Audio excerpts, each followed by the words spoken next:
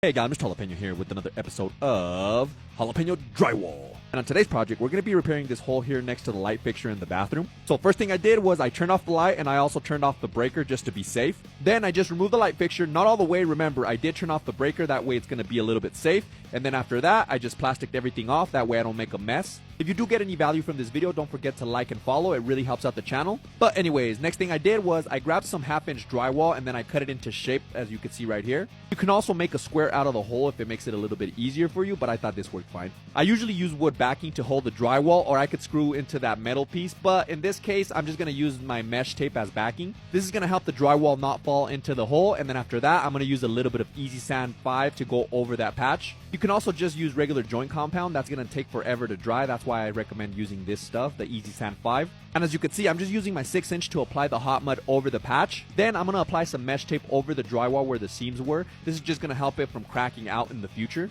And I'm going to apply a little bit more hot mud over the mesh tapes I just put. That's just going to help cover them up. I then grab my utility knife and I cut out the excess mesh tape. That way I don't have to do such a big patch. Just make sure not to cut all the mesh tape out, because that's what's going to be holding the patch. And after I did all that, I let it sit for about 10 to 15 minutes before I applied the second coat. The second coat, I am doing it a little bit thicker. That way it covers that mesh tape I applied. I always say to apply the mud like if you're putting peanut butter on your bread with a butter knife, if that makes any sense. Just make sure not to do it too thick where it's going to be bumpy, because if it's too bumpy, then you're going to notice the patch right away. And after I applied the second coat, I let it sit for another 10 to 15 minutes. Then I just applied a super thin third coat to get rid of any imperfections. Now I just grabbed a wet rag and I wiped the edge of the patch. This is just going to help blend in that patch better to the existing drywall, or to the existing texture there too. And obviously, if you don't have texture, all you have to do is just let it dry, sand it down, and paint it. But since I do have to texture, I'm going to be using the Easy Pro texture system. Why I like to use this is because cleanup is super easy. But if you don't want to use this stuff, you can also use the texture in a can. I'm not a fan of those, but it's an option.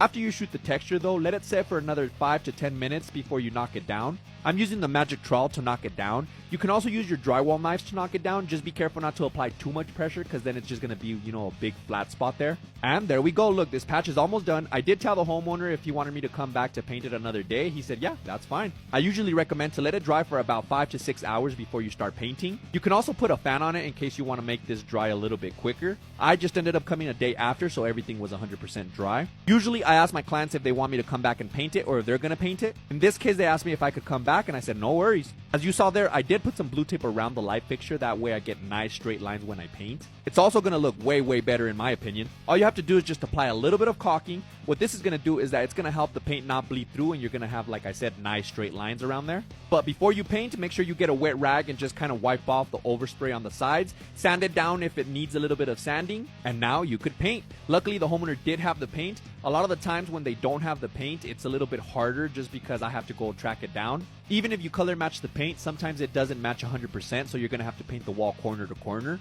But like I said, the homeowner did have the paint, so it just makes it way easier. Sometimes when you're painting and the paint's not 100% clean, you get what I call these little boogers. All you have to do is just kind of remove them with your finger and you should be good. Once I was done painting, I removed the blue tape, and as you can see, you have those nice straight lines I mentioned earlier. If you ever have to remove the light fixture in the future, all you have to do is just cut the caulking and you should be able to remove it super easy. What do you think of this repair? Could I have done something different? Let me know in the comments. And if you want to get any of the tools or materials that I used here in this video, just go to my Amazon storefront. Everything will be under Drywall Repair Essentials. The homeowners were really happy with their repair. I was happy with the repair. Everybody was happy. And yeah, that's pretty much it.